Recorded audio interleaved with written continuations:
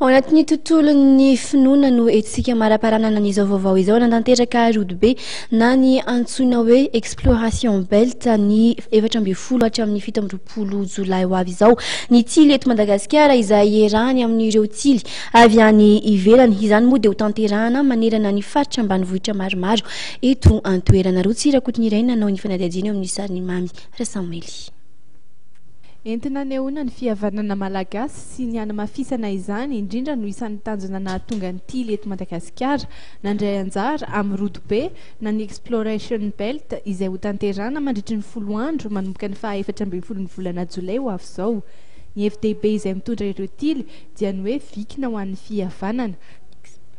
Tsy ireo Tily malagasy ihany anefa no handray anjara amin'izany fa ho avy ihany koa ny tsikoto avy any Angletera izay miisa 770 izy ireo.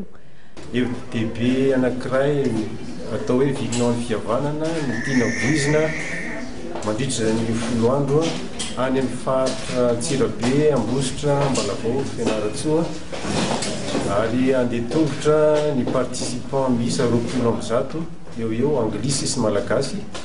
Anglisy sikoto tsy mandrefa ny Angletera sy ny Tily Madagasikara no Hanatanteraka izany.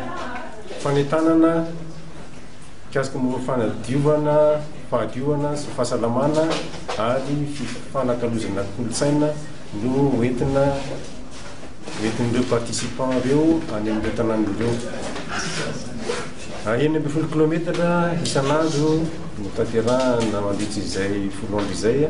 Ny faritra ambanivohitra ao Tsirabe, Ambalavao, Ambositra ary Fianaratsoa no tsy dian'ireo sikoto ka hanatanterahana ditongotra 40 kilometatra.